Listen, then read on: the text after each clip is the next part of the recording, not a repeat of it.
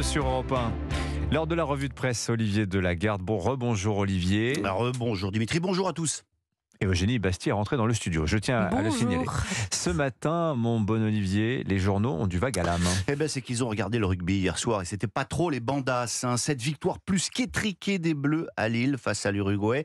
Une victoire sans panache pour Ouest France et le Midi Libre. À Marseille, la Provence a vu de tout petits Bleus dans ce stade de Villeneuve d'Ascq. Et façon Pierre Bachelet, l'équipe préfère presque s'en amuser ce matin. Au nord, c'était très brouillon, titre le quotidien sportif.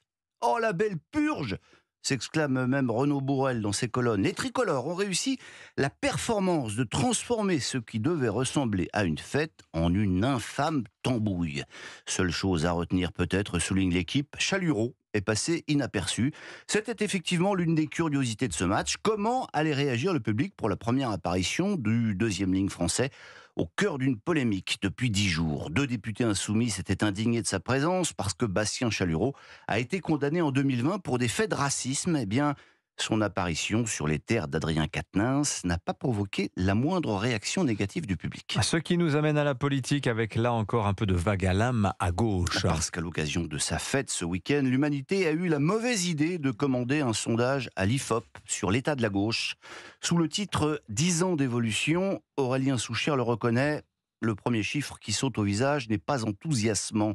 En 2014, 47% des Français se disaient à gauche. Ils sont désormais 43%. Les citoyens se plaçant à droite, eux, sont passés de 41 à 46%. Et ceux se présentant comme d'extrême droite restent stables autour de 11%. Alors, en dépit de ce coup de bambou... Mais il n'y a pas d'extrême gauche dans le sondage ? Non, il n'y a pas. C'est marrant ça. En dépit de ce coup de bambou, l'Humanité souhaite tout de même croire en des lendemains qui chantent.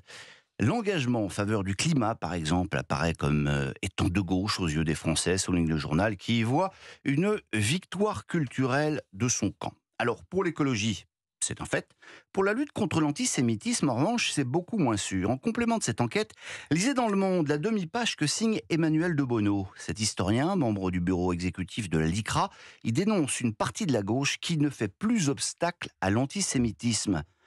Dans sa volonté d'organiser la convergence des luttes, écrit-il, elle a laissé s'installer une mise en équivalence entre le racisme et la haine anti-juif. La haine d'Israël a nourri à l'extrême gauche les discours les plus violents et les caricatures les plus monstrueuses. Alors j'ai cherché dans le programme, chère Catherine Ney, c'est dommage qu'à la fête de l'Humanité, il n'y ait pas de débat cette année sur le thème « Pourquoi l'extrême gauche est-elle devenue antisémite ?»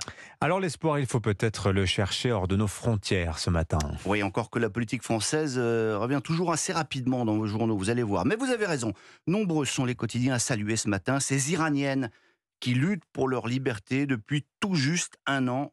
Le courage de résister, par exemple, titre par exemple La Croix au-dessus d'une photo d'une Iranienne osant se promener cheveux au vent. Tout a commencé avec Mahsa Amini, 22 ans, battu à mort par les gardiens de la Révolution parce que ses mèches de cheveux dépassaient d'un foulard pas assez islamique, rappelle Nicolas Charbonneau, dans Le Parisien aujourd'hui en France. Depuis, elles défilent, dansent et brûlent leur voile, sont menacées, battues, punies à coups de fouet, mais elles ne plient pas. Ces femmes sont exemplaires.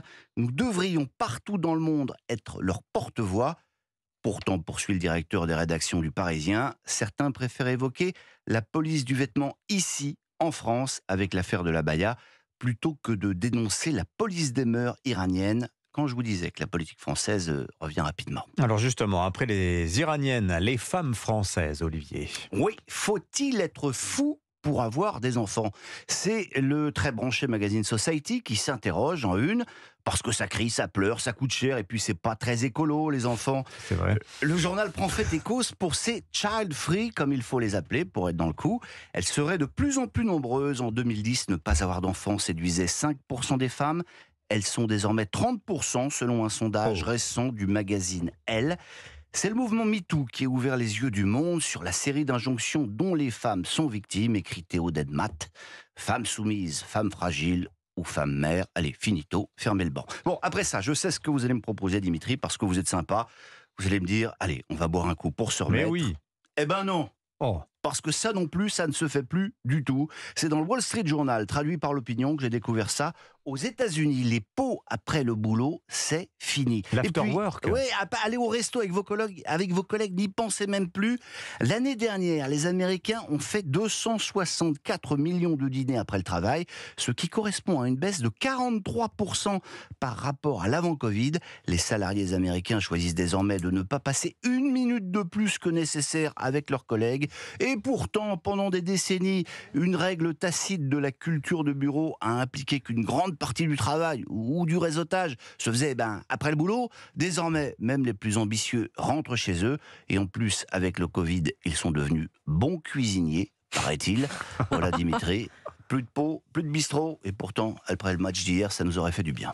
Non, mais il y a même des statistiques. Non, mais il y a des statistiques aux États-Unis sur les pots après le boulot. Il y a incroyable. des statistiques. The Office en télétravail. Ah ouais, c'est incroyable. Mais je suis frappé par ce chiffre. 30% des femmes ne veulent plus d'enfants.